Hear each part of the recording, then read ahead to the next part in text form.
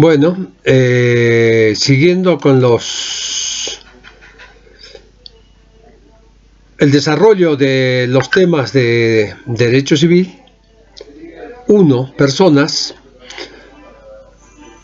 nos toca ahora ver el tema 4, capacidad e incapacidad. Entendamos primero qué es capacidad. Para esto es importante ir al diccionario de la Real Academia de la Lengua Española. Ellos dicen que la capacidad es la propiedad de una cosa de contener dentro de ella, otras cosas, basado en ciertos límites, es decir, bajo la estructura de ciertos parámetros. Por ejemplo, un balde es el continente y el contenido podría ser agua, pintura, solvente, lo que fuere, en ciertos límites, 2 litros, 3 litros, una pinta, 2 litros y medio. A nosotros nos interesa conocer la capacidad en sentido jurídico. La capacidad en sentido jurídico, también bajo la definición de la Real Academia Española y el Diccionario del Español Jurídico, se refiere en su etimología a la figura civil. Y simplemente dice es la aptitud de ser titulares de derechos y de obligaciones. Y es absolutamente cierto. Pero bueno, analicemos un poquito más todo eso. El alcance del vocablo capacidad nos habló de un continente. Ese continente es la personalidad. Y el contenido es la capacidad. Es decir, la capacidad está inserida dentro de la personalidad. Admite esta capacidad una gran clasificación en capacidad e incapacidad.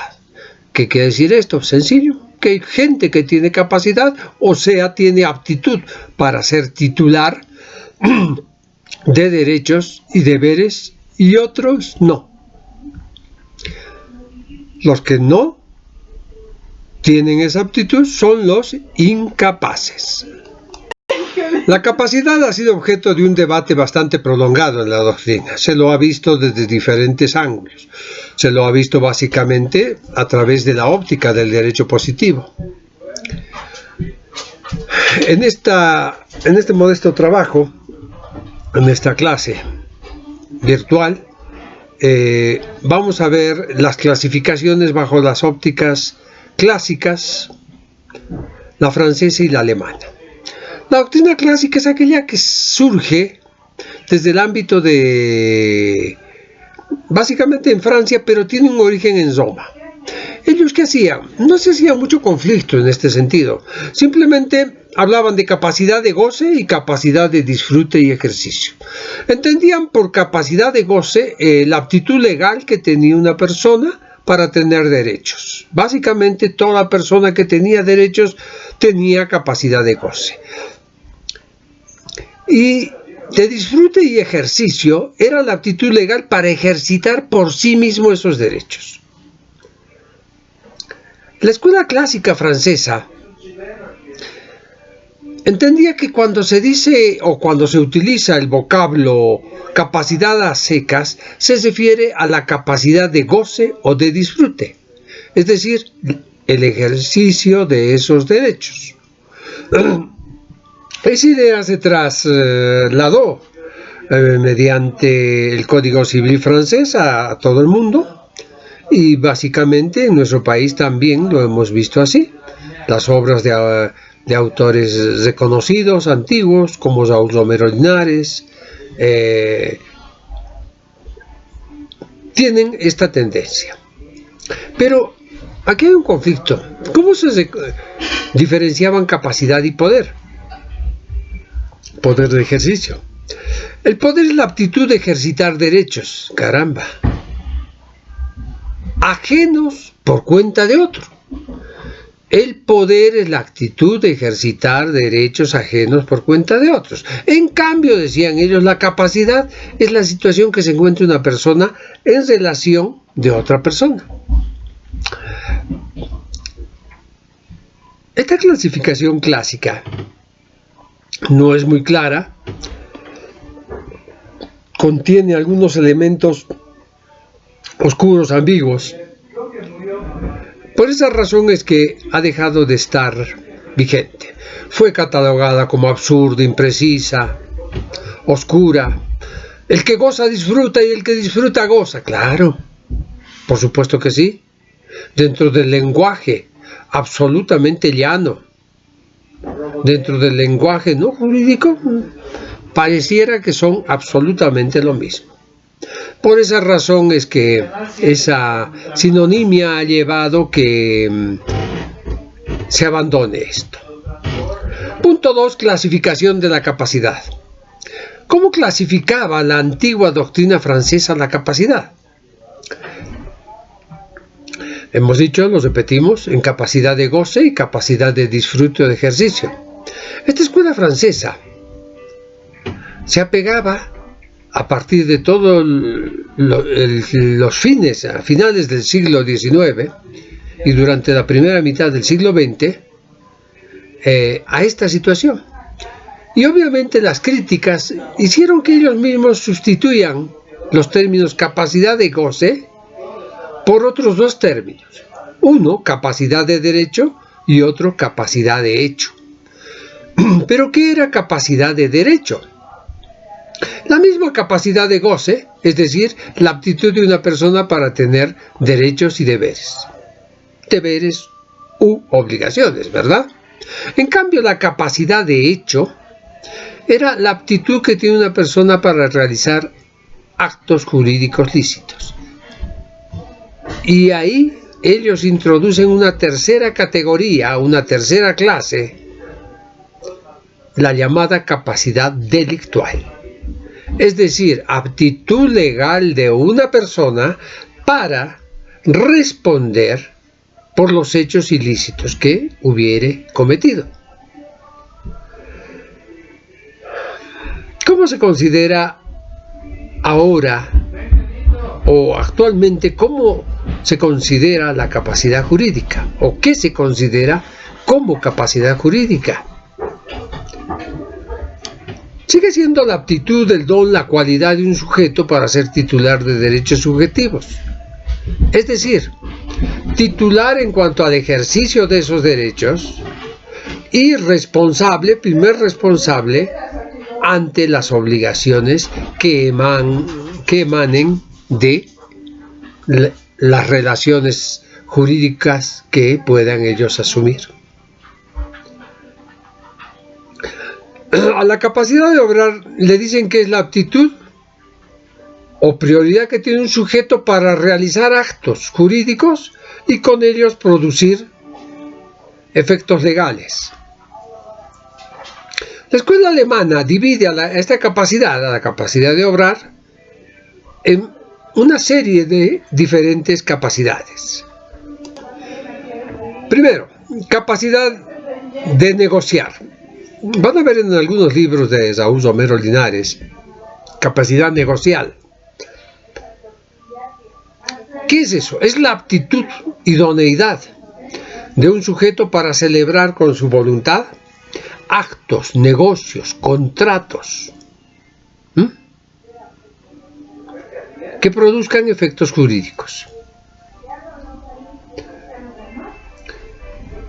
Toda persona que tenga 18, o sea, mayor de 18, tiene capacidad de negociar o capacidad negocial. Capacidad delictual es la aptitud de un sujeto para hacerse responsable por los hechos ilícitos.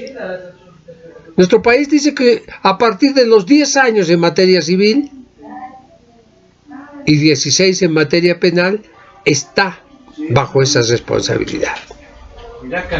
Bueno, esto varía. En otros países definitivamente se consideran edades menores. Se celebra el caso de los Estados Unidos, donde dos niños de muy corta edad, uno de 10 y creo que otro de 12, mataron a un tercero y fueron juzgados. Depende. Pero básicamente nuestra normativa explica eso. Capacidad procesal. Esta es la aptitud legal de un sujeto para intervenir en un proceso, realizando actos procesales. Obviamente, pues, tiene que tener capacidad. ¿Por qué razón? Porque el hecho de intervenir en un proceso sin capacidad va a presumir que está actuando en un estado de indefensión. En este criterio, el Código Civil, en el artículo 3, capacidad jurídica, limitaciones, dice lo siguiente: toda persona tiene capacidad jurídica. Esto es absoluto. Toda persona tiene capacidad jurídica. Inmediatamente sigue diciendo, esta capacidad experimenta limitaciones parciales solo en casos especialmente determinados por ley. Esas son las limitaciones legales. Ya los vamos a ir entendiendo poco a poco. El artículo 4 habla de la mayoría de edad y capacidad de obrar. El parágrafo primero dice, a la letra, la mayoría de edad se adquiere a los 18 años cumplidos. Antes era 21, esto fue modificado. ¿Correcto? El parágrafo segundo habla que el mayor de edad, es decir, aquel que ha cumplido 18 años, tiene capacidad para realizar por sí mismo todos los actos de la vida civil. Todos los actos, todos. Inmediatamente tras cartón, el artículo 5 habla de la incapacidad de obrar, es decir, la parte negativa de la capacidad. Parágrafo primero, incapaces de obrar son, va a haber una lista, aquí ya se viene números clausus. 1. Los menores de edad, salvo lo dispuesto en los párrafos segundo, tercero y cuarto. Perdón, segundo no, tercero y cuarto. Y, como inciso 2, los interdictos. Parágrafo segundo. Los actos civiles correspondientes a los incapaces de obrar se realizan por sus representantes con arreglo a ley. Obviamente, por supuesto que sí, cuando una persona no puede hacer algo, otra hace eso por él, obviamente debidamente representado y autorizado. Parágrafo tercero. Aquí está la salvedad. Aquí está la salvedad del inciso 1. Sin embargo, el menor puede, sin autorización previa de su representante, ejercer por cuenta propia la profesión para la cual se haya habilitado. ¿Qué es esto de la profesión? Puede suceder, y sucede muchas veces, que hay niños genios, famosos, primero genios, superdotados, que acceden a un título universitario tranquilamente, a muy corta edad. Son doctores, son físicos, generalmente en esa área de la ciencia, se orientan, y por supuesto que sí, puede suceder. Sería absolutamente ilógico que una eminencia de esa naturaleza no tenga, pues, un ejercicio propio de los bienes que le da. Y el cuarto definitivamente ratifica el parágrafo tercero, porque dice, el menor también puede administrar o disponer libremente de su trabajo. Claro que sí. ¿Cómo que no? Definitivamente. Después viene el artículo 483 como principio, que se puede contratar a toda persona legalmente capaz, o toda persona legalmente capaz puede contratar, ya sea como parte activa o como parte pasiva en una relación jurídica. Definitivamente la capacidad y la incapacidad están también presentes en el Código Civil boliviano, en el 988, y en el 989, cuya lectura es trabajo de ustedes. Una pregunta es, ¿la capacidad jurídica es lo mismo que la personalidad? Parecería la respuesta obvia, parecería la respuesta demasiado evidente, pero acostumbrémonos a problematizarnos todo. ¿Por qué? Porque hubo tendencias que indicaban que sí, y especialmente a la escuela alemana. Ellos decían, si la capacidad jurídica es la aptitud, el don de ser titular de derechos y deberes, conceptualmente ¿no es eso la personalidad? ¿La personalidad no es acaso esa aptitud legal de ser titular de derechos y deberes? Fíjense. Entonces, parecería, mejor dicho, de que la crítica es firme, es consistente. Lo que pasa es que no hay que verlo desde el punto de vista de esa categoría, sino que hay que verlo desde el punto de vista jurídico. La diferencia está entre el continente y el contenido. Eso que hemos definido, lo que hemos aprendido al ver la capacidad. Porque la personalidad es una cualidad jurídica, no es un derecho subjetivo, es una cualidad jurídica, es la condición previa que tenemos para ser persona. ¿Correcto? Y la personalidad es una sola, no admite grados, tamaños. En cambio, la capacidad sí. La capacidad tiene tamaños, tiene limitaciones. ¿Correcto? La capacidad no es única e indivisible como la personalidad. ¿Por qué? Porque tiene diferentes formas. Hemos visto capacidad negocial, capacidad delictual, capacidad procesal. Punto quinto, principios que rigen la capacidad. Primer principio. Todo ser humano desde que nace tiene capacidad jurídica.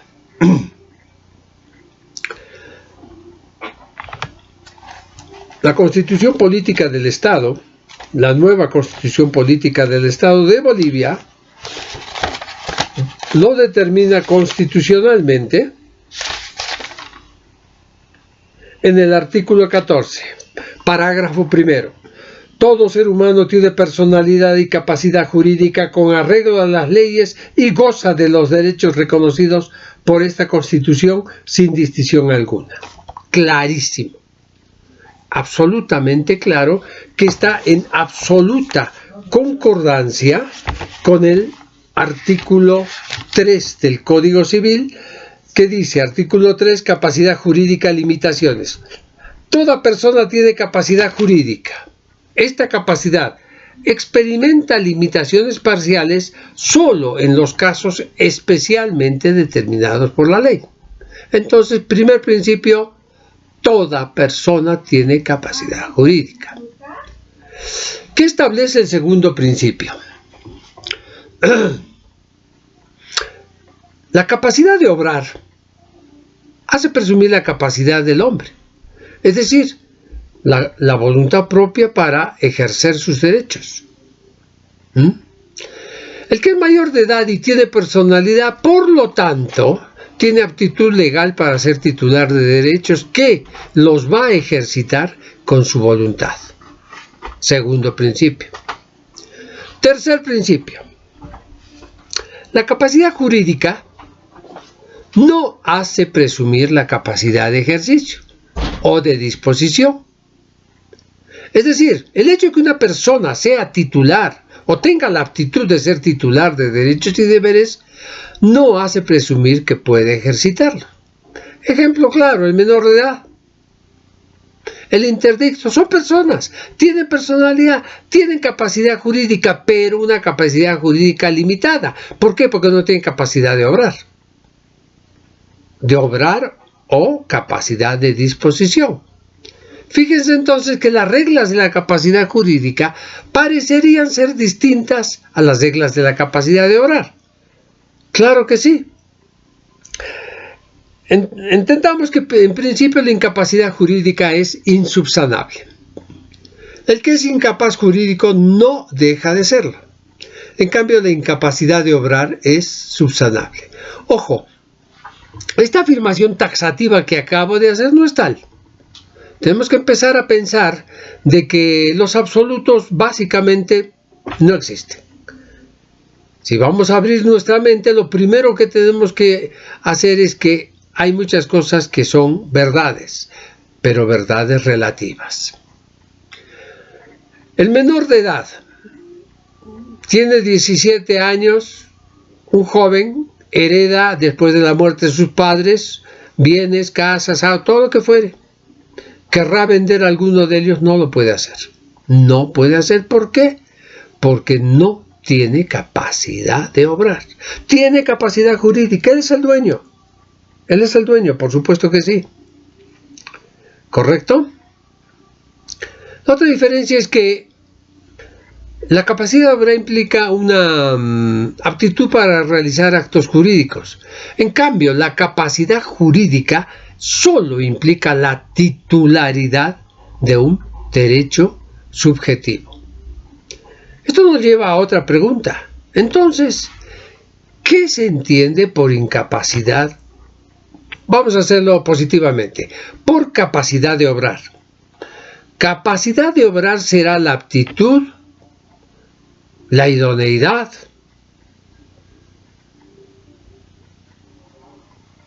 la potestad que se tiene para actuar en el mundo del derecho con voluntad propia. Es decir, ejercer esos derechos con su propia voluntad. Dentro de esa capacidad de obrar está la capacidad de disposición, sí, por supuesto que sí. Y la capacidad jurídica es la voluntad del comportamiento, la titularidad. Simplemente se puede tener capacidad jurídica sin hacer absolutamente nada, ¿correcto? Entonces esto nos lleva a entender un principio fundamental que dice que la capacidad es la regla y la incapacidad es la excepción. Se presume la capacidad jurídica. Ojo, la incapacidad deberá probarse. Y hablando de incapacidad, vamos al punto sexto, a ver, incapacidad. Repitamos estos conceptos para que se nos queden adheridos. ¿Qué es la incapacidad? Es la ausencia o falta de la medida de aptitud legal que tiene una persona para ser titular de derechos y deberes, para realizar actos jurídicos válidos y poder obligarse y responder por esas obligaciones ante terceros. La incapacidad tiene dos vertientes, incapacidad jurídica e incapacidad de obrar. Obviamente es incapacidad, lo que antes Francia le llamaba incapacidad de goce o incapacidad de ejercicio. ¿Qué es incapacidad jurídica? Es la falta de esa aptitud.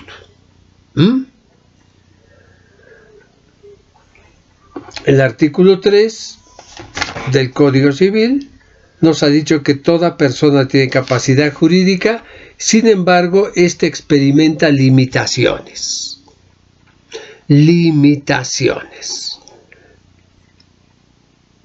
El Código Civil dice que estas limitaciones son incapacidades especiales, ¿correcto? ¿Cuáles son esas causas que determinan estas incapacidades jurídicas parciales o especiales? Nacionalidad, sexo, edad e indignidad. Nacionalidad.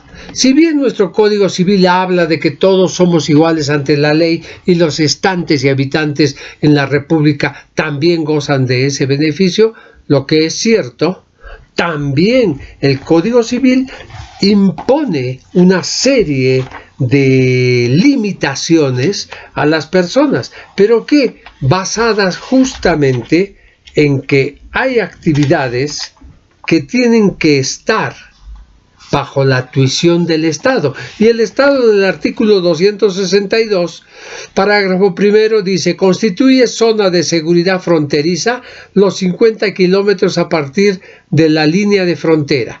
Ninguna persona extranjera individualmente o en sociedad podrá adquirir propiedad en este espacio, directa o indirectamente, ni poseer por ningún título aguas, suelo ni subsuelo. Aquí abre una puerta, excepto a menos que, a no ser que, salvo que, el caso de necesidad estatal declarada por ley expresa aprobada por 2/3 de la Asamblea Legislativa Plurinacional. La propiedad o la posesión afectadas en caso de incumplimiento de esta prohibición pasarán a beneficio del Estado sin ninguna indemnización. Directamente, clarísimo, clarísimo. Eso es con respecto a la nacionalidad. ¿Por qué está esto? Bueno, tenemos antecedentes. Bolivia ha sido, y discúlpeme la crudeza del lenguaje, porque yo sé que esto se va a ver en otras partes también, pero ha sido básicamente esquilmada, no sé si es el término, saqueada, dirían otros, por sus vecinos en cuanto a territorio se refiere. Entonces necesariamente tiene que haber una salvaguarda de resguardo de nuestra integridad territorial. El factor de incidencia del sexo.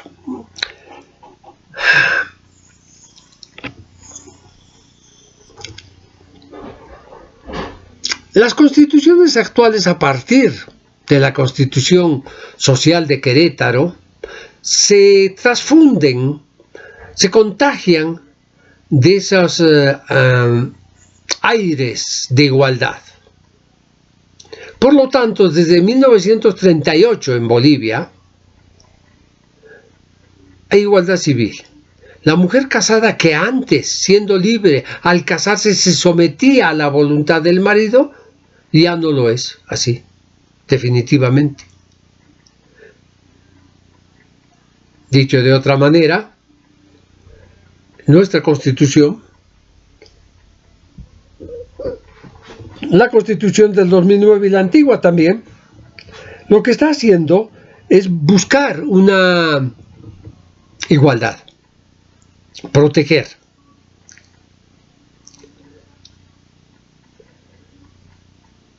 Pero, siempre hay un pero, nuestro Código Civil todavía sigue teniendo unas limitaciones con respecto a la mujer. Si una mujer se divorcia o queda viuda, la norma civil le impide contraer nuevo matrimonio antes de los 300 días. Afortunadamente, la ley 603 está sublimando, por decirlo así, todas estas imperfecciones. ¿Por qué razón? Porque actualmente es muy fácil saber si una mujer cuyo marido ha muerto está o no está embarazada. En 5 o 10 minutos creo que se sabe a la perfección. Entonces ya no hay necesidad siquiera de esperar los 300 días como antes.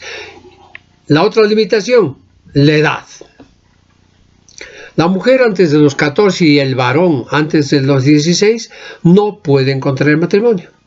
Por más que sea una pasión irrefrenable, no pueden hacerlo. La única forma de hacerlo es mediante una dispensa judicial. Siempre y cuando se compruebe, y esté esto absolutamente documentado, de que hay una causa grave. La causa grave. Aquí hay muchos bemoles de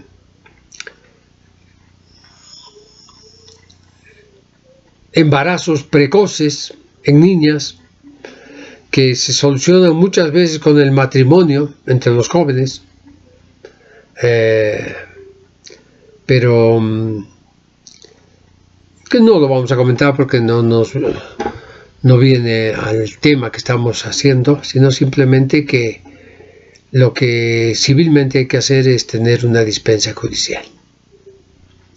Vamos al último punto, la indignidad. ¿Qué es la indignidad? La indignidad es romana. Es un instituto romano que viene desde ese entonces y es una sanción que se establece contra el que comete ciertos hechos que violan, repugnan, asquean el orden público y las buenas costumbres. Fundamentalmente, en Roma se llamó el parricidio. El parricidio daba lugar a la indignidad, primero que nada, y muchas veces posteriormente a los crueles castigos a los que la ley romana acostumbraba a hacer. Nuestro Código Civil, en el artículo 1009,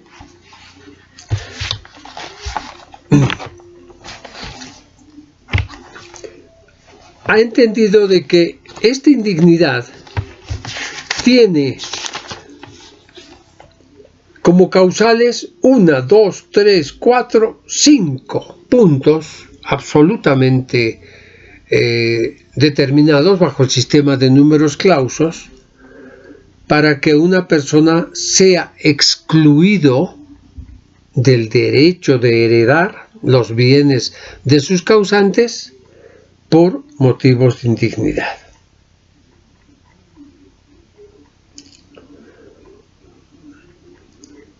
Cada uno de estos 5 tiene unos efectos, tienen unas acciones y normalmente están precedidos por una resolución judicial. Lo veremos en detalle cuando nos toque ver sucesiones. De momento, entendamos que este punto de la indignidad es la última causa de la incapacidad jurídica relativa. La incapacidad jurídica relativa, habíamos dicho que es una ineptitud de ciertas personas que están en determinada posición frente a otras y se ven privados de ejercitar, de disponer de determinados derechos subjetivos. Dentro de esta incapacidad jurídica, la ley determina a los esposos. ¿Por qué? ¿Qué pretende? Primero que nada busca proteger a los mismos cónyuges. ¿Por qué? Porque puede suceder que por coacción, por violencia física o violencia moral, uno de ellos obligue al otro a hacer cosas que van en su desmedro, en su perjuicio. Podría suceder que alguien obliga a la otra persona a transferir sus bienes propios y posteriormente se divorcia. Eso no es correcto. La ley busca eso. Claro que también busca proteger a los terceros, porque podría ser que entre marido y mujer, entre esposo y esposa, se pongan de acuerdo para perjudicar a un tercero transfiriendo uno al otro sus bienes y de esa forma mostrarse individualmente empobrecidos. Y eso no es correcto.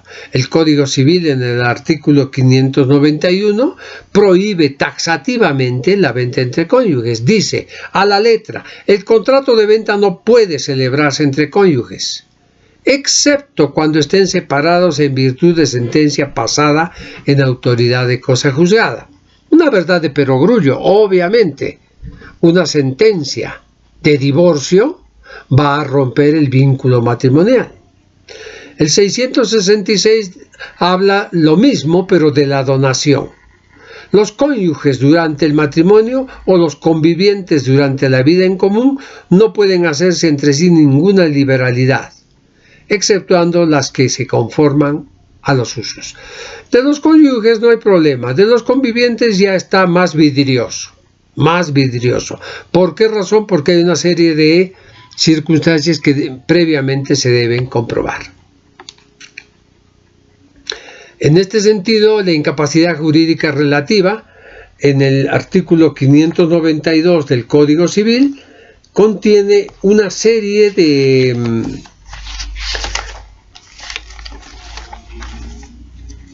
también de puntos en ese sentido. Prohibiciones especiales de comprar. Lo voy a leer in extenso porque es importante que los conozcamos. Parágrafo primero. No pueden ser compradores ni siquiera en subasta pública, ni directa, ni indirectamente, así textual. 1. Quienes administran bienes del Estado, municipios, instituciones públicas, empresas públicas y mixtas u otras entidades públicas respecto a los bienes confiados a su administración. Seguramente muchos de ustedes estarán recordando de multiplicidad de casos de corrupción, pese a que esta norma está ahí. Obviamente apoyada hace algún tiempo ya por la ley Marcelo Quiroga Santa Cruz. 2. Los funcionarios públicos respecto a los bienes que se venden por su ministerio. 3. Los magistrados, jueces, fiscales, secretarios, actuarios, auxiliares y oficiales de diligencia. Fíjense, no se han olvidado de nadie. Todos. Desde la cabeza hasta los pies. Todos. Obviamente, disculpen, es una alusión simplemente gráfica y demostrativa. Respecto a los bienes que están en litigio en el tribunal. Seguramente muchos de ustedes dirán, yo conozco un juez que se quedó con la casa de una de las partes. ¿Sí? Yo conozco más de uno. Pero, perfecto. Un poco para avanzar o aclarar esto. Señores, el docente universitario, el docente en general, y especialmente en esta materia de derecho, que es la que me interesa, y derecho civil más todavía, lo que hace es enseñar el deber ser. El ser es lo que nosotros conocemos, lo que está afuera. 4. Los abogados respecto a los bienes y derechos que son objeto de un litigio en el cual intervienen por su profesión, hasta después de un año de concluido el juicio en todas sus instancias. Fíjense ustedes. ¿Cuántos abogados terminan quedándose con la casa en litigio? Por una u otra razón. No vamos ahora a intervenir, esto es parte de la deontología jurídica que dije en alguna oportunidad que debería ser materia obligatoria en las universidades, en las facultades de Derecho y en 5 secciones. Deontología 1, 2, 3, 4, 5. Y que se apruebe con el máximo de la nota. A ver si de esa forma queda grabado en la mente y el corazón de todos aquellos que quieren ser abogados o que son abogados. 5. Quienes por ley o acto de autoridad pública administran bienes ajenos respecto a dichos bienes. Dios mío. 6. Los mandatarios respecto a los bienes y derechos puestos a su cargo para venderse, excepto si lo autorizó el mandante. Parágrafo segundo. La adquisición en los casos 1, 2, 3 es nula. Me refería a los empleados públicos, funcionarios y administradores. Y 4, 5 y 6 es anulable. Los abogados, los administradores de bienes ajenos y los mandatarios. Fíjense cuánta tela hay para cortar en este punto. Pero pasemos a otro punto. 7. Clasificación. La incapacidad se clasifica en 2. Incapacidad jurídica e incapacidad de obrar. A su vez, esta se subclasifica en incapacidad negocial, incapacidad delictual, incapacidad procesal e incapacidad de disposición. Entonces, yo quiero, por favor, remarcar algo. La primera, o capacidad o incapacidad de obrar, que nos daba ejercitar esos derechos, ahora ya hay una subdivisión que es de disposición también. Esto es muy importante. El que tiene incapacidad de obrar tiene incapacidad de disponer. El que tiene capacidad de obrar tiene capacidad de disponer. ¿Correcto? Incapacidad jurídica es la falta o la ausencia de la medida de la aptitud legal para ser titular de derechos y deberes. Esta se subclasifica en tres: incapacidad total, incapacidad parcial e incapacidad relativa. ¿Qué se entiende por incapacidad total? Son aquellos que no tienen ni derechos ni deberes. En la antigüedad había muchos de estos incapaces totales, los esclavos. Acuérdense, es clásica la definición romana. Los esclavos, res movens et parlans, cosas que se mueven y hablan, pero en cosas. En Derecho Civil 2, Derechos Reales, vamos a tener la posibilidad de diferenciar muy bien entre cosas y bienes, ahora también llamado patrimonio. Esclavos y la muerte civil. Los muertos civilmente. El clásico ejemplo de la muerte civil, a quienes han leído el poema del mío Cid, era cuando al Cid lo declara muerto civil. Nadie podía darle ni siquiera agua ni atenderlo. Podía morirse a la vista de todos. ¿Por qué razón? Porque estaba ya muerto civilmente, sin derechos, sin deberes. Hoy día eso no existe. Todos tienen capacidad jurídica, ya lo hemos visto, desde que nacen, ¿correcto? Pero sí hay incapacidades parciales. Acabamos de ver varias, estamos haciendo un reconto de ellas. Afecta a determinadas personas, les priva determinados derechos. La característica es que afecta a determinadas personas, no a todos. En muchos casos es inmutable porque no se lo puede cambiar. En otros casos podría llegar a cambiarse. Ya les dije, lo vamos a ir viendo más adelante. Puede ser que una persona se consustancie con una situación que le permita superar esa incapacidad. Sus características definitivamente están determinadas por la ley. Hemos visto la nacionalidad, sexo y honor. Hemos visto que por sexo y por edad, varones y mujeres no pueden contraer matrimonio hasta antes de cierta edad. Hemos visto en cuanto al honor a los indignos. Ellos no pueden heredar. No pueden heredar, ¿correcto? Entonces esta incapacidad relativa se da en personas inclusive capaces de obrar, pero por circunstancias se encuentran privados. Muchas veces con una privación insubsanable, la mayoría de las veces no. Pero el efecto es ese, que esa incapacidad les impide ejercer sus derechos de forma normal. Incapacidad de obrar de hecho. ¿Qué es esto? Esto priva al sujeto de la facultad de realizar con voluntad propia negocios o contratos válidos. ¿Qué clase de incapacidad hasta ahora existe? El artículo 5 dice, el Código Civil tiene como nomen juris la incapacidad de obrar. Incapacidad de obrar Parágrafo primero. Incapaces de obrar son: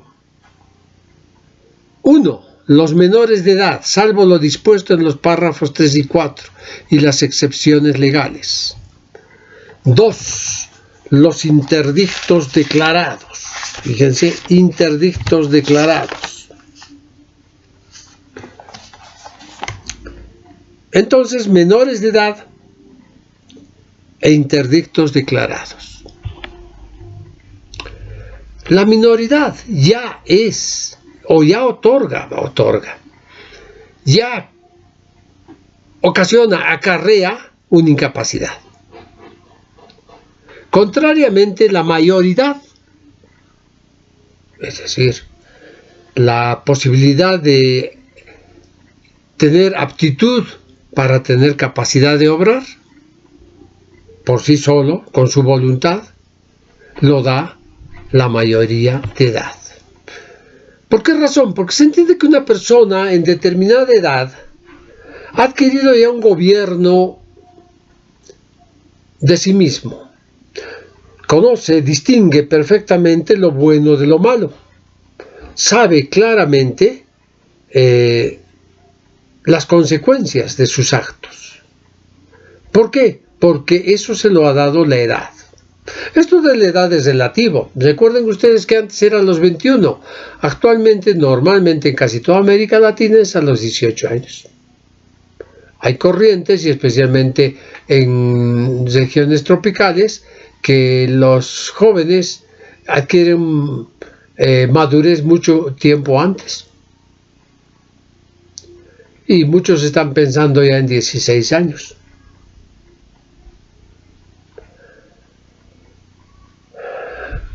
¿Cómo precisamos que una persona es lo suficientemente madura? Bueno, aquí no hay una madurez, no hay un método de precisión que pueda establecer cuán maduro es una persona.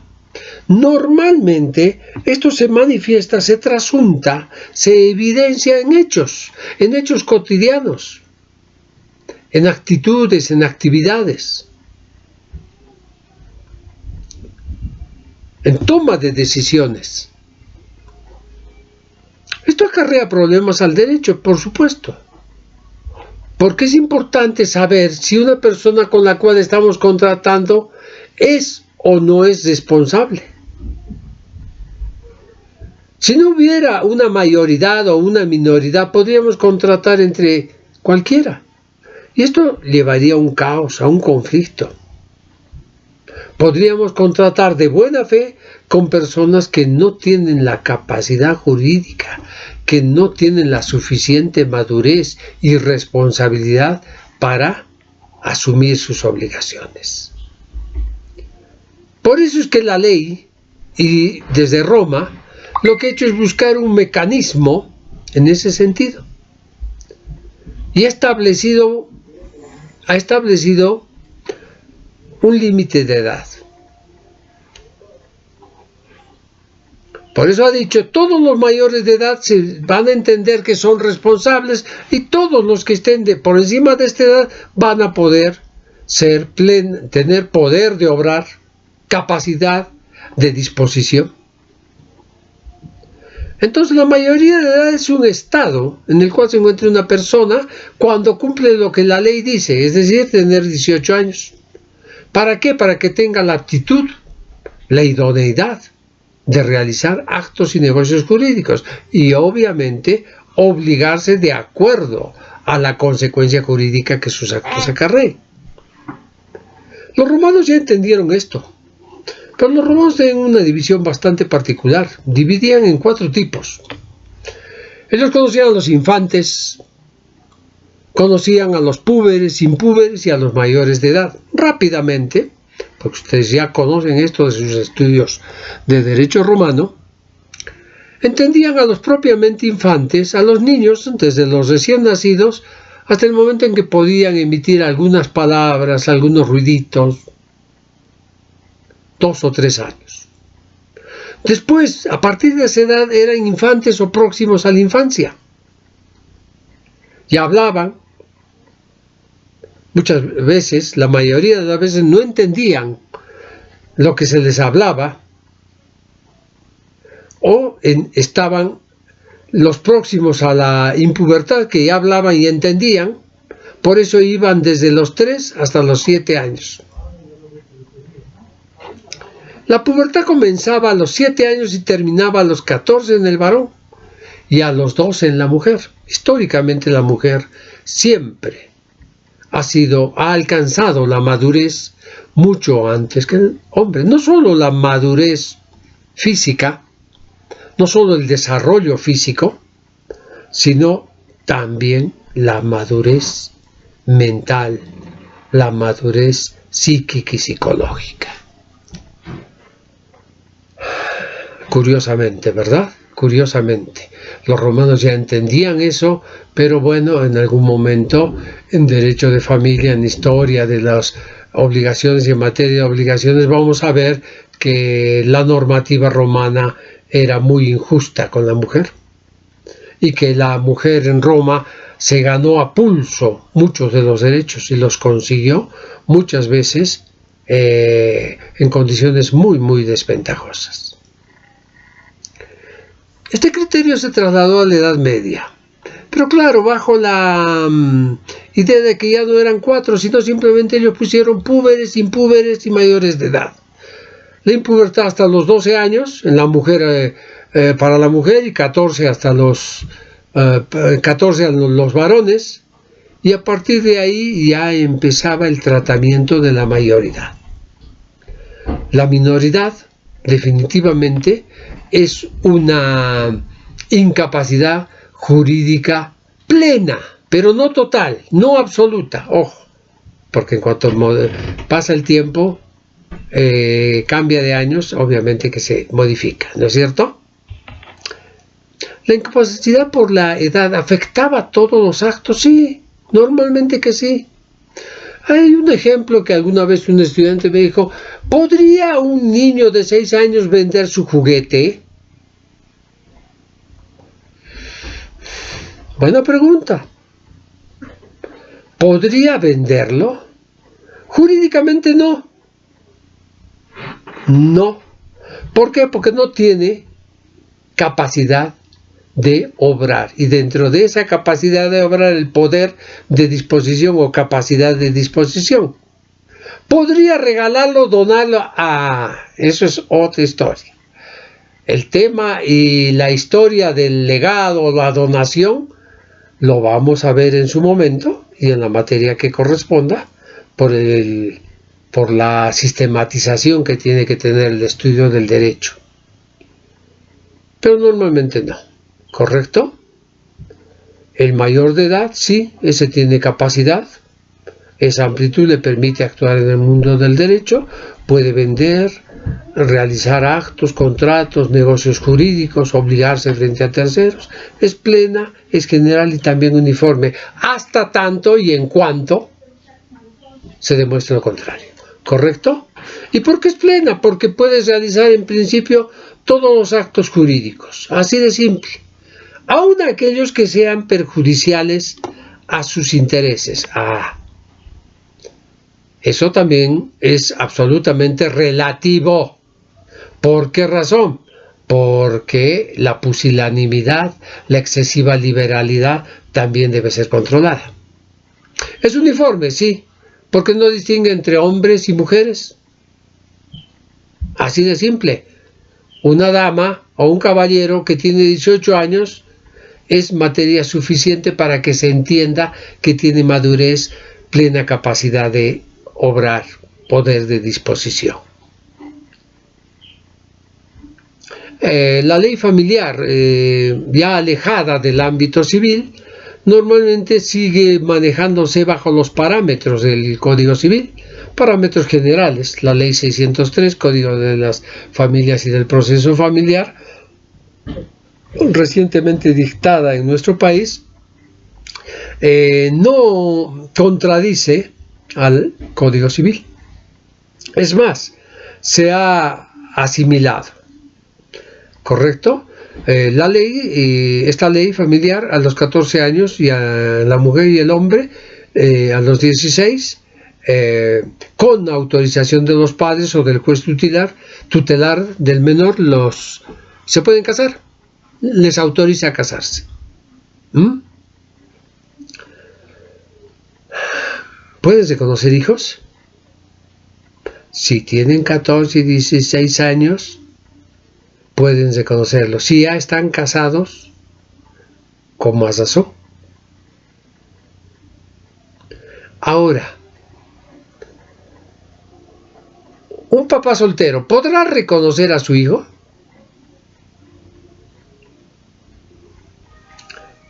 Nuestra normativa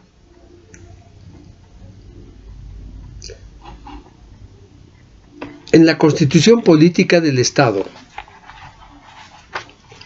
y buscando además la protección del binomio madre y niño, ha establecido en el artículo 65 que ya no es necesario eso. Dice a la letra, artículo 65, en virtud del interés superior de las niñas, niños y adolescentes y de su derecho a la identidad, la presunción de filiación se hará valer por indicación de la madre o el padre. Esta presunción será válida, salvo prueba en contrario, a cargo de quien niegue la filiación. Pero podría suceder que alguien quiera reconocer y sí puede hacerlo, claro que sí. ¿Puede ejercer la patria potestad? Es consecuencia lógica, por supuesto que sí. Aquí se aplica el acerto romano, que el que puede a lo más puede a lo menos, por supuesto que sí, ¿cómo que no? En la legislación laboral, que también estaba en determinado momento alineado, pegado, adosado al Código Civil, definitivamente establece que se puede celebrar contratos de trabajo individuales y colectivos a la edad, a la minoridad, con 16 años. En materia comercial igual, ¿se puede ejercer el comercio? Sí, desde los 14 a los 18 años se puede tener cuentas bancarias, cajas de ahorro, por supuesto que sí. Puede disponerlo, pero para retirar normalmente son cuentas conjuntas, con la asistencia de sus padres o tutores. ¿Por qué razón? Porque justamente lo que busca es proteger el patrimonio. De eso se trata, de la protección del patrimonio. En materia civil, ¿habrá alguna otra situación en que el menor pueda actuar sin impedimento legal? Un menor no emancipado puede ser mandatario. Esto lo vamos a ver muy bien en el contrato de mandato, en la materia de contratos. ¿Un menor puede ser un representante de alguien? Sí, por supuesto que sí.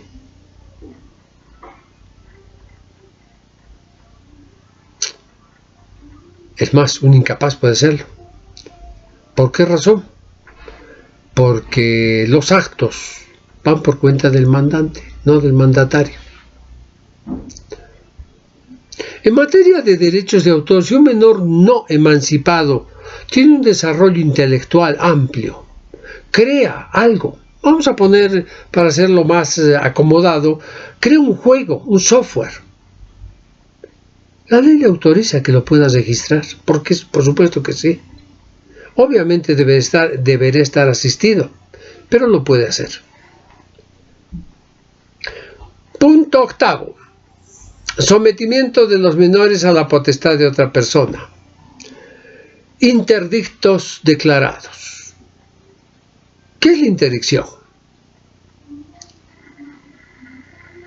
Es la privación de la capacidad de negociar de un sujeto, normalmente por causas de una enfermedad grave y habitual.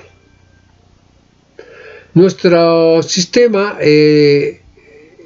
los sistemas jurídicos, el derecho civil en general se conoce la interdicción judicial y la interdicción legal. ¿Cuál se aplica en nuestra ley?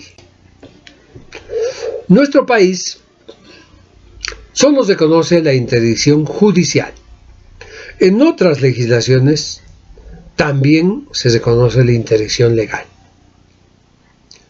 Normalmente emerge de ciertas condenas.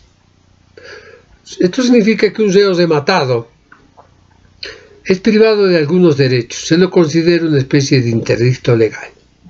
Normalmente esto ha ido cambiando. ¿Por qué razón? Porque no se puede castigar a una persona 2 veces, como sería que una vez que ha salido de la cárcel no pueda considerarse como una persona que se ha reincorporado a la sociedad. Esto en materia del estudio del derecho penal es un tema muy interesante que los docentes del área penal se encargan de explicar con mucha mayor precisión, propiedad y autoridad que yo. ¿Qué intereses se ponen en juego en la interdicción judicial? Primero, lo que cuida es proteger al mismo enfermo. ¿Por qué razón? Porque hay que proteger no solo a sus personas, sino a sus bienes. ¿Para qué? Para que terceros no se aprovechen de esto. También se protege al Estado. ¿Por qué razón? Porque muchas veces es una cuestión de profilaxis social, salud pública. ¿Por qué? Porque un estado de insanía mental en una persona puede causar daño a una sociedad. Y obviamente el núcleo más cercano, familiar. Ellos son los más preocupados de que se cuide a estas personas. Los terceros, por supuesto que sí, la sociedad en conjunto. Pero, ¿qué condiciones deben darse para que alguien sea declarado interdicto? No es simplemente decir, uy, no, ese es un loco. No, señor, podrá parecernos, y tal vez posiblemente lo sea. Pero definitivamente hay un proceso, un procedimiento que hay que seguir. ¿Por qué razón? Porque la ley ha fijado ese procedimiento para evitar justamente que intereses mezquinos, colusiones puedan hacer que se busque la interdicción de una persona siendo que no lo es. Por eso es que la ley toma como requisito una serie de mecanismos. Los interdictos normalmente son declarados los mayores de edad, no los menores, porque los menores de alguna manera son incapaces, incapacidad jurídica relativa, obviamente. Después podrían ser también declarados interdictos los menores de edad emancipados. Pero ¿quiénes pueden pedir la emancipación? Primero, hay que entender bien quiénes tienen la llamada legitimación. En la legitimación activa puede ser el cónyuge, nunca el excónyuge, el cónyuge sí. ¿Por qué? Porque obviamente ya hemos visto, el divorcio lo que hace es romper el vínculo matrimonial. Ese vínculo jurídico, no quiero hablar de relación jurídica, por favor, para que no entiendan el matrimonio como un contrato o cuasi contrato, como erróneamente se lo llamó mucho tiempo, sino ese vínculo jurídico que nace del propio matrimonio. Se ha roto, ya no hay. Los hijos, en el caso de viudedad,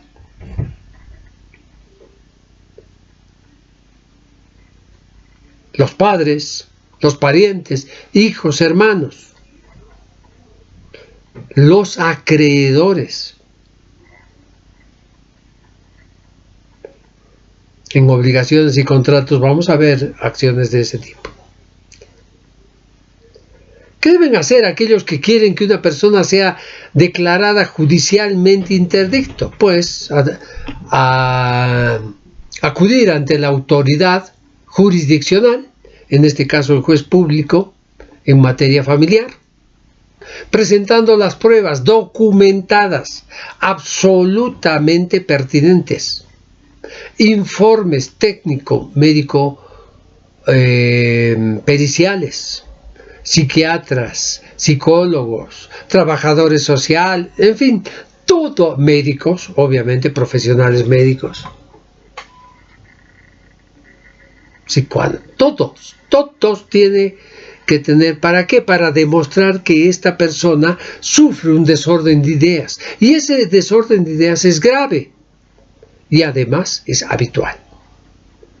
Es decir, que es consuetudinario, continuo.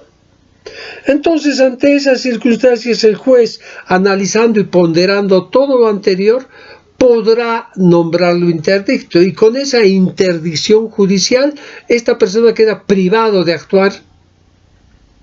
Ahora va a tener un representante, alguien que va a actuar por él, que va a manejar su vida, sus bienes. Obviamente que todos los actos anteriores a esto se mantienen, subsisten y tienen sus efectos. Supongamos que anteriormente contrató, los efectos de ese contrato se mantienen. Las obligaciones a las que se había reatado se mantienen, ¿correcto?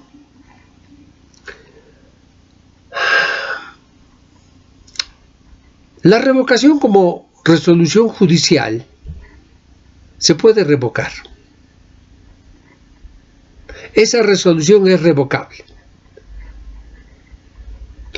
¿Quiénes pueden hacerlo? Todos los que tenían la legitimatio ad causa, la legitimación personal. No hay problema. ¿Por qué lo pueden hacer? Porque seguramente las causas que llevaron a esa interdicción han cesado, se han aminorado, han mejorado o han desaparecido.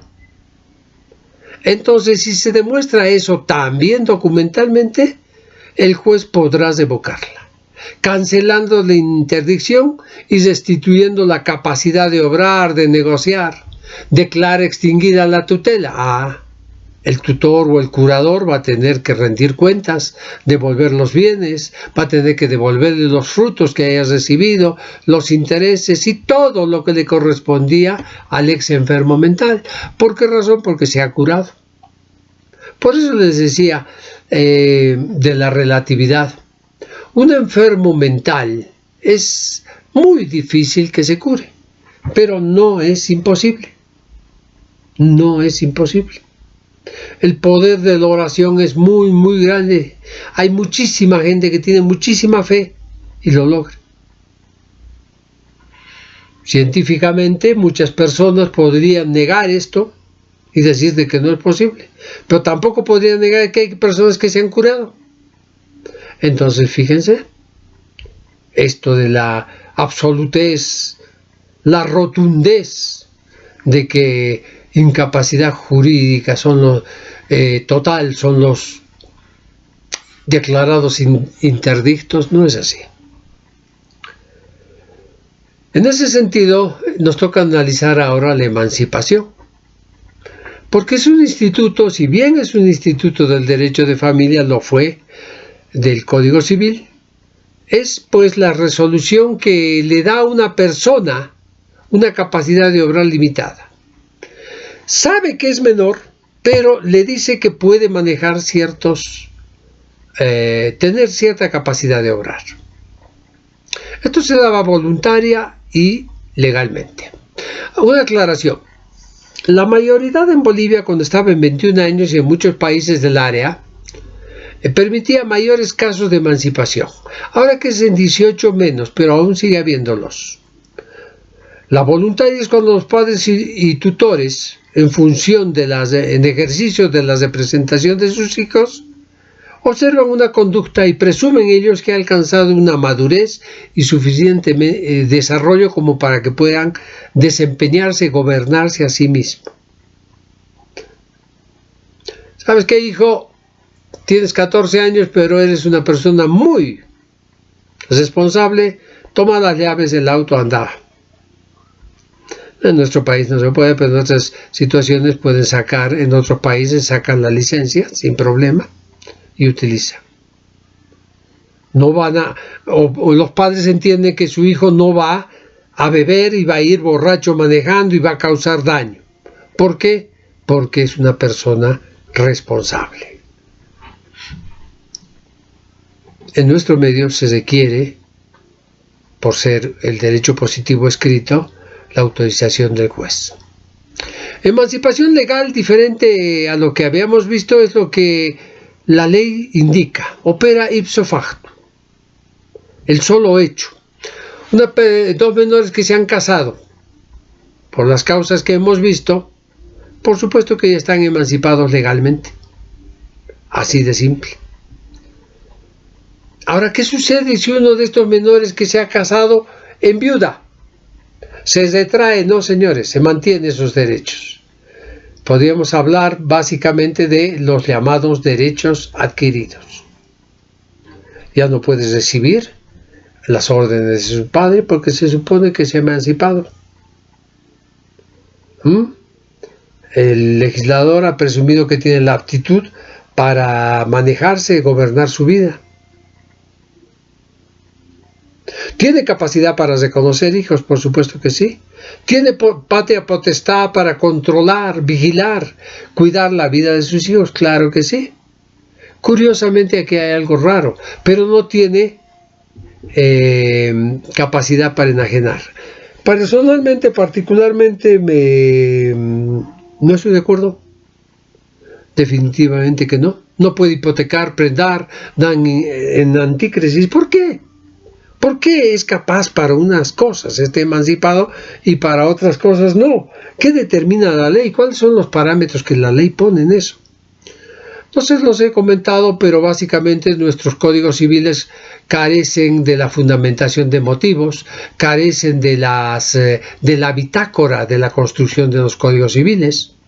Normalmente en otras latitudes, en otros países se anotan día por día, se levantan actas, se apuntan. ¿Por qué? ¿Por qué? Porque se van discutiendo en comisiones. Aquí no tenemos nada de eso.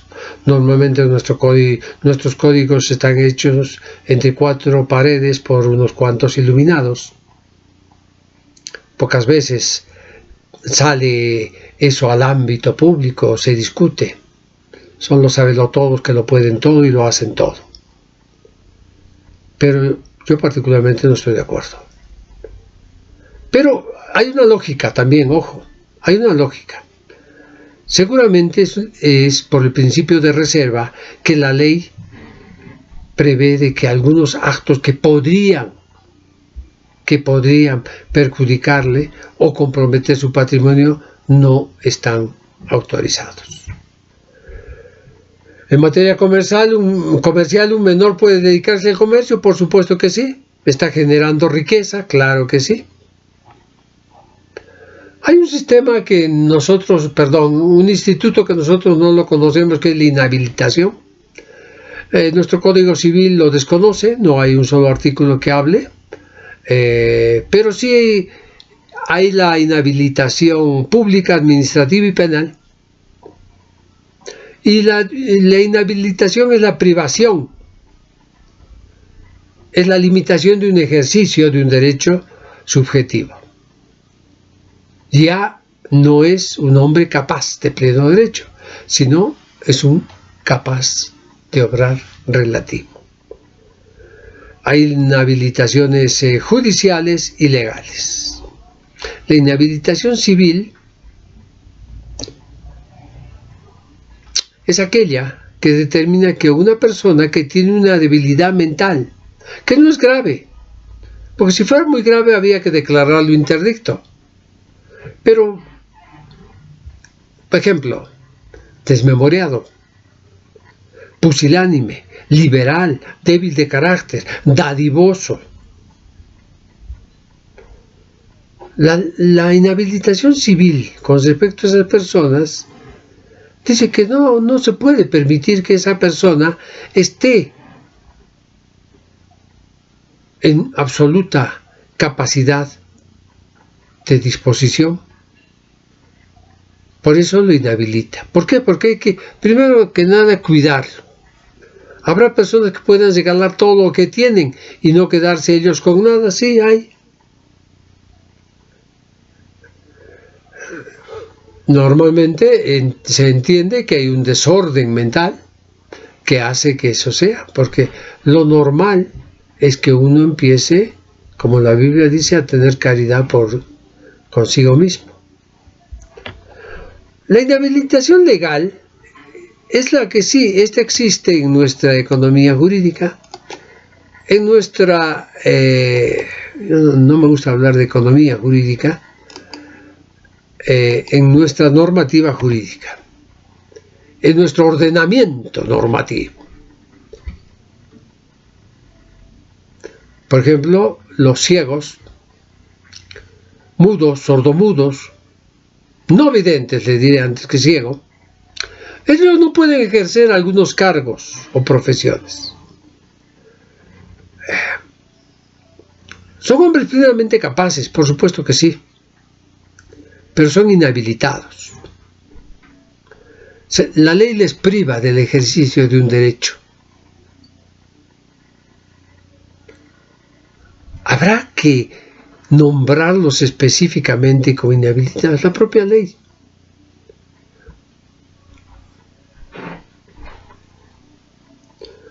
Un juez podrá ser un invidente.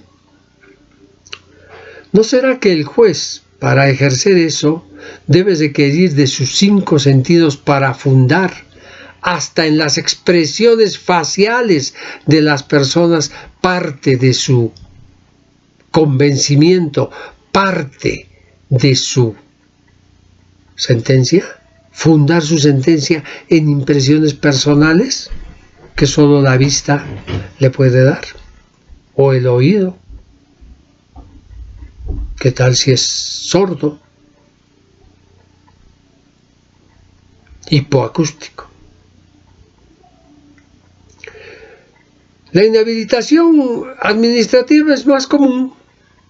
Definitivamente el Estado tiene una autonomía. Hay instituciones autárquicas o semiautárquicas. La ley SAFCO impone sanciones. Sanciones contra personas que han hecho daño al erario nacional. Por lo tanto, les impide, les inhabilita de ejercer cargos públicos. Muchos empresarios tienen dentro de sus reglamentos inhabilitaciones. Muchos empresarios en materia de alianzas en común, mediante sus federaciones, confederaciones, impiden que una persona que ha causado daño manifiesto, doloso, a una empresa pueda trabajar en otra empresa. No es que sea una muerte civil, es una inhabilitación. Y muchas, tanto las políticas, inhabilitaciones administrativas, políticas o penales, son reversibles, se pueden revocar. Muchas veces es suficiente de que el daño que se ha causado se resarza. ¿Correcto? Punto 9, incapacidad natural. Las generalidades de esta incapacidad es que hay personas que tienen desórdenes mentales, pero no están declarados. Los fatuos, los imbéciles, los débiles mentales, muchos de nacimiento o por algún problema posterior. Muchos, también de acuerdo a la edad avanzada, llegan a la senilidad. Demencia senil, muy conocido. Entonces, eran plenamente capaces, pero esta incapacidad natural se ha apoderado de ellos. Por lo tanto, la ley les pone limitaciones. No son incapaces legales, son incapaces naturales. Esta incapacidad no se presume, hay que probarla. Y definitivamente hay que probarla normalmente, documentalmente, mediante de procedimientos médicos, técnicas legales, periciales, profesionales. ¿Correcto? La incapacidad natural es la falta o aptitud de un sujeto para entender y comprender el acto jurídico, negocio jurídico que está realizando. Esto le impide a esta persona distinguir entre lo bueno y lo malo, lo que es provechoso y lo que es perjudicial. El artículo 484 en el parágrafo segundo dice: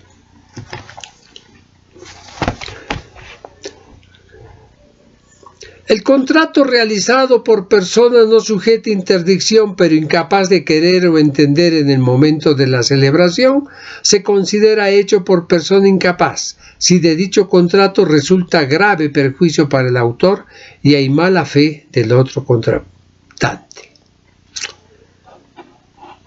Clarísimo.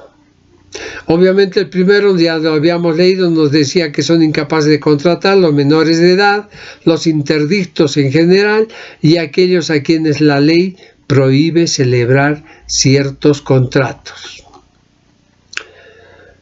Punto 10, incapacidad procesal, y ya vamos terminando. ¿Qué se debe entender por incapacidad procesal? La falta o la medida de la aptitud legal de una persona para intervenir en un proceso, ya sea como demandante o como demandado. ¿Quiénes son estos? Normalmente los enfermos mentales declarados interdictos, los menores de edad o aquellas personas mayores que tengan estas incapacidades naturales. Así de simple. Una persona de 80 años es demandada, bueno, pues no podrá, tendrá que nombrarse a un tutor ad litem. ¿Qué es esto? Es una persona que lo va a representar. El tutor ad litem normalmente, presten atención, no es el abogado. No entiendan eso ustedes.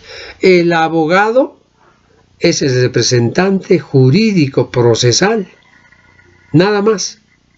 El tutor ad litem será alguien de su familia, conocerá, hablará por boca del padre, de la madre o de quien fuere, y coordinará con el abogado, pues coordinará. Estará en contacto con el abogado para la defensa de su representado. ¿Correcto? Ahí está la representación procesal. Terminamos con el punto 11.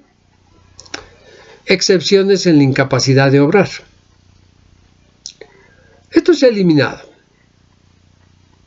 Cuando la mayoría de edad se modifica a los 18 años, la excepción a la regla estaba en las personas que antes de eso obtenían su título universitario.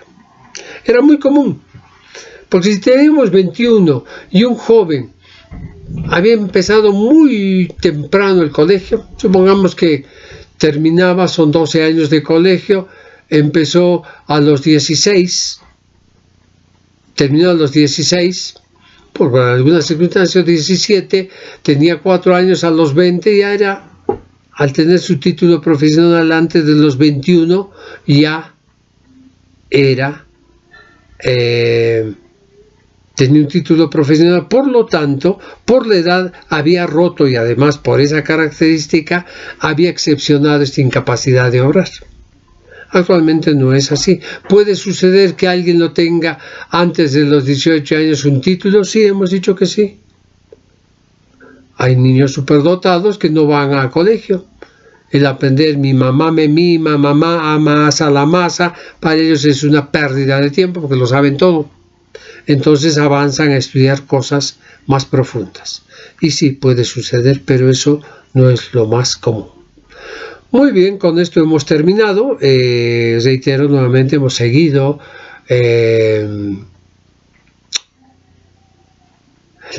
la modalidad de mi libro, 1158 personas, preguntas y respuestas de personas. Espero haya sido lo suficientemente didáctico, haya sido lo suficientemente claro en este tema que es tan importante. Y bueno, nos veremos en el tema 5, identidad e identificación. Permiso.